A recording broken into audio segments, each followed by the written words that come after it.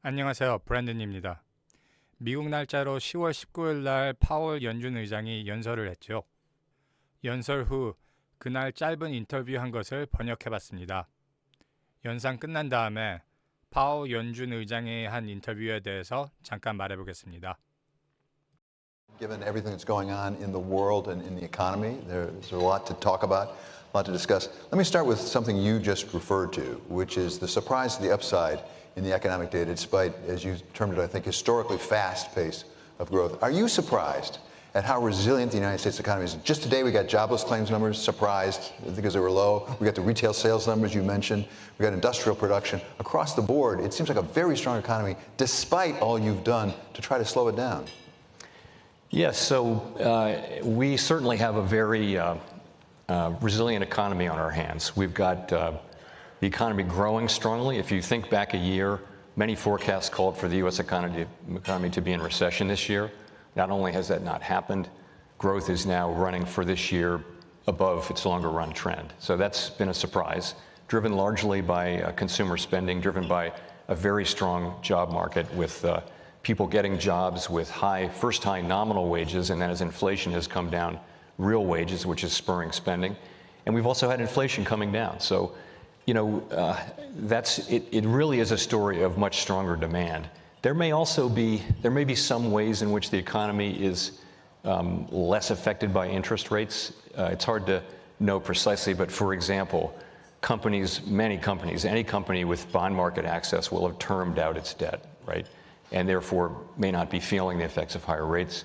The same may be true of homeowners who have a long-term fixed rate, low rate mortgage, who then are therefore not, because it's not an adjustable rate or a higher rate, they're not feeling that increase in rates. So the economy may be somewhat less susceptible to the effects of rate increases. On the other hand, if you look at interest-sensitive spending, these are very much the places where we expect to see and do see effects. So, for example, in housing or the housing sector has been very affected by higher rates as purchases of durable goods. If you look at surveys, people will not say that it's a good time to buy a car or a house. Quite the contrary.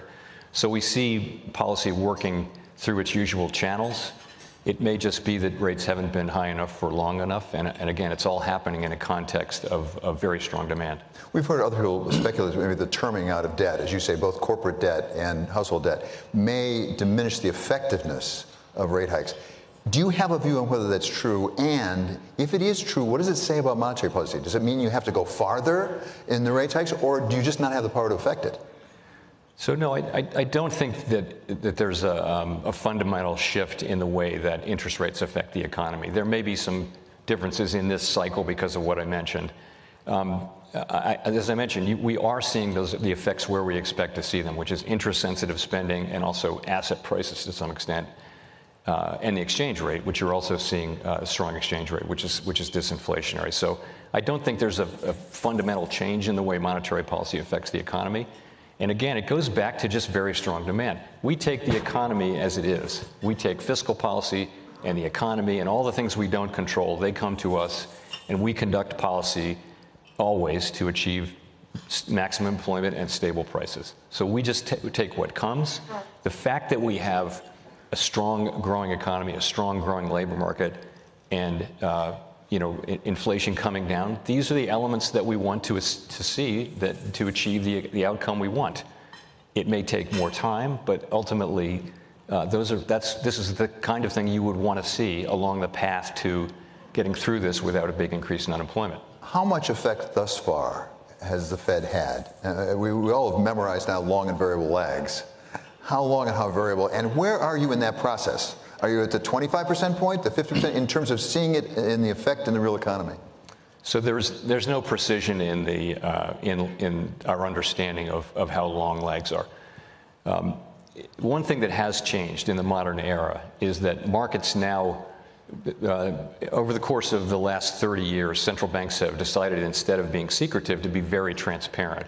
And what that has meant is that markets move actually well in anticipation, well before our policy moves. So the transmission from policy moves to to financial conditions actually happens before the moves now, whereas that was not the case 50 years ago when Milton Friedman, coined the phrase long and variable lags. So, but now you have financial conditions changing, and the question is, how does it affect the economy? The standard channels are asset prices, interest-sensitive spending, and the exchange rate, for example. And we do see that happening, just not as fast as we would like. And I would attribute some of that to just stronger demand. Household savings were turned out to be higher. Household spending has been stronger, and that's by far the largest part of the economy. 시청자분들은 인터뷰를 보고 말을 어떻게 분석하셨나요? 미국에서는 많은 전문가들이 파월이 dovish, 그러니까 비둘기 파적으로 말을 했다고 해서 11월 달에 금리 예측을 보면 금리를 안 올릴 거라는 예측이 98.9%로 올라갔습니다.